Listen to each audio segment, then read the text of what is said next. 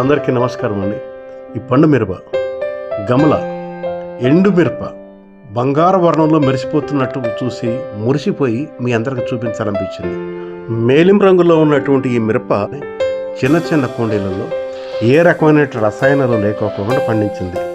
ఒకసారి కుండీలో ఉన్నటువంటి మొక్కను చూడండి. ఇది దాదాపు 2 అడుగుల ఎత్తు వరకు పెరిగింది. కుండీ సైజు 10 నుంచి 12 అంగుళాల మధ్యలో ఉంటుంది. మన వద్ద ఇంకా కుండీలు ఉన్నాయి. వాటిలోంచి పండిపోయినటువంటి పండు మిరపకాయలు తీసి ఆరబెట్టి ఎండబెడుతున్నప్పుడు మెరిసిపోతున్నటువంటి ఈ మిరపను చూసి మురిసిపోయి మీ అందరికీ చూపించాలనిపించింది. ఈ పండు మిరప లేక ఎండు మిరప ఒకసారి చూడండి ఎలా మెరిసిపోతున్నాయో. ఇవన్నీ కూడా మన గార్డెన్లో మన దగ్గర ఉన్నట్టు విత్తనాలతో అందుబాటులో ఉన్నటువంటి కుండీల్లో వేసి మన వద్ద ఉన్నటువంటి కిచెన్ వేస్ట్ లేక వర్మి కంపోస్టు పెంచి కాయించినటువంటి మిరపకాయలు. ఈ కుండీలు మిరపకాయలు చూసిన తర్వాత మీకు కూడా అనిపిస్తుందా ఇటువంటి కాయలు పండించుకోవాలని చెప్పని? అయితే ఈ వీడియో మీకోసమే. వీడియో చూశాక మీకు అనిపిస్తుంది ఇంత ఈజీగా పెంచుకోవచ్చా అని.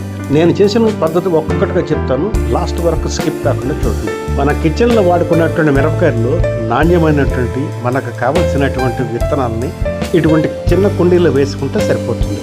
ఇంకా కుండీలో విత్తనాలు వేయటాక ముందు మట్టి మిశ్రమంతో కలిపినప్పుడు రూట్ స్ప్రెడ్డింగ్ బాగా అయ్యేలాగా మెత్తగా ఉండేలాగా చూసుకుంటే బాగుంటుంది.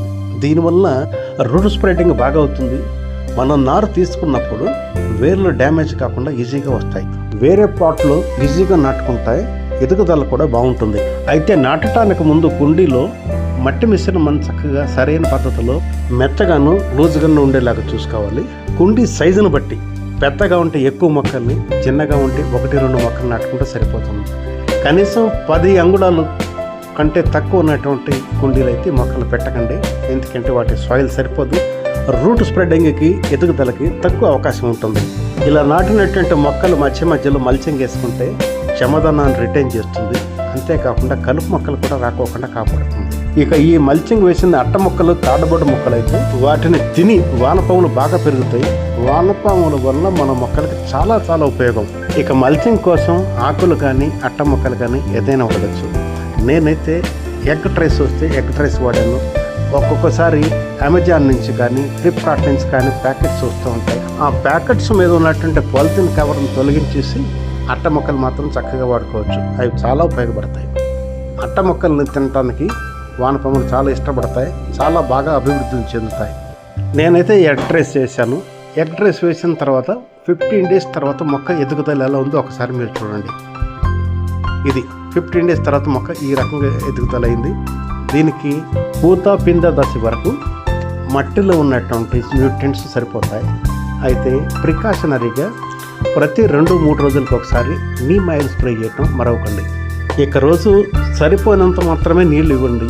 ఎక్కువ నీరు పోయొద్దు, అలాగని తక్కువ నీరు కూడా పోయొద్దు. నీరు ఎక్కువైనా ప్రాబ్లమే, నీరు తక్కువైనా కానీ ప్రాబ్లమే.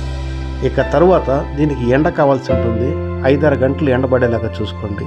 చలికాలం కంటే వేసవకాలంలో మిరప బాగా రావడానికి కారణం మిరపకి ఎండ వేయడం కావాలి. కనీసం 5-6 గంటలు అయితే అవసరం అవుతుంది. కానీ మే జూన్ నెలలో ఎండ వేయడం అధికంగా ఉంటుంది కాబట్టి ఆ టైంలో లేతగా ఉన్న మొక్కలు తట్టుకోలేవు.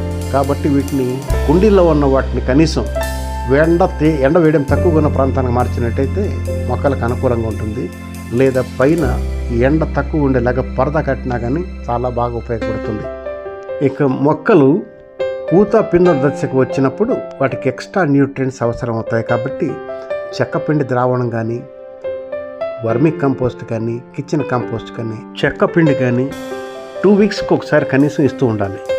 ఇలా తగిన సమయంలో మనం కనుక ఈ రకమైన పోషకాలు ఇస్తున్నట్టయితే పాట్ చిన్న అయినా కానీ ఈ రకమైన మిర్చి దిగుబడిని మనం తీసుకోవచ్చు. ఒకసారి పాట్ సైజు కానీ మిర్చి కానీ కనుక చూసి అంటే మీరే ఆశ్చర్యపోతారు ఎంత బాగా కాయలు కాసాయా అని. ఇంకా మధ్య మధ్యలో పాదు చుట్టూరా ఉన్నటువంటి మట్టిని కొంచెంగా కొళ్ళగించి లూజ్ చేసినట్టయితే వేర్లకు కూడా ఆక్సిజన్ అందుతుంది. ఎదుగుదలకు కూడా బాగా ఉపయోగపడుతుంది. ఇక మిర్చికి పెస్ట్ ఆశించడం కూడా ఎక్కువే. ఉదాహరణకి తెల్లనల్లి కానీ, ఆకుముడత రోగం కానీ ఇటువంటివి వస్తూ ఉంటాయి. ఇటువంటి రోగాలు రావటానికి ముందుగానే తగిన జాగ్రత్త తీసుకోవాలి. అందుకే రెగ్యులర్గా నీమ్ ఆయిల్ స్ప్రే చేయడం వల్ల చాలా బాగా ఉపయోగపడుతుంది. ఇంకా ఆకుముడత రోగం వచ్చి ఉంటుంది. అటువంటి ఆకుల కింద ఏమన్నా గుడ్లు కానీ ఏమన్నా ఉన్నాయేమన్నా చూసి పెస్ట్ తగినటువంటి జాగ్రత్త తీసుకోవాలి.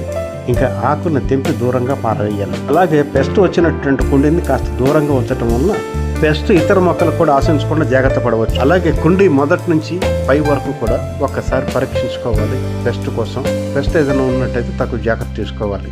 పెస్ట్ నివారణ కోసం రకరకాలైన ద్రావణాలు మనం పిచికారీ చేయొచ్చు.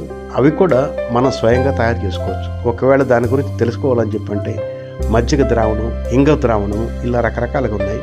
అవి ఏమిటో తెలుసుకోవాలంటే కామెంట్స్ రూపంలో రాయండి. ఏ ద్రావణాలు వాడతాను, ద్రావణం ఎలా చేసుకోవాలి, ఎంత పరిమాణంలో స్ప్రే చేయాలి అన్నీ కూడా వివరిస్తాను. ఇంకా ఈ కుండీ కానీ, కుండీలో కాసినటువంటి పచ్చిమిరకాయలు కానీ, హార్వెస్ట్ చేసినటువంటి పండు మిరప లేక ఎండు మిరప కానీ ఎలా ఉన్నాయో చూసి బాగుంటే లైక్ చేయండి, షేర్ చేయండి. మీ అభిప్రాయాల్ని, సూచనల్ని కామెంట్స్లో రాయండి. మరొక వీడియోతో మీ ముందుకు వస్తాను. అప్పటి వరకు చూస్తూ ఉండండి gardening A to Z blogs by Manukonda Hanumantha Rao. Thank you very much for watching. Wishing you all a very happy gardening and Jai Hind.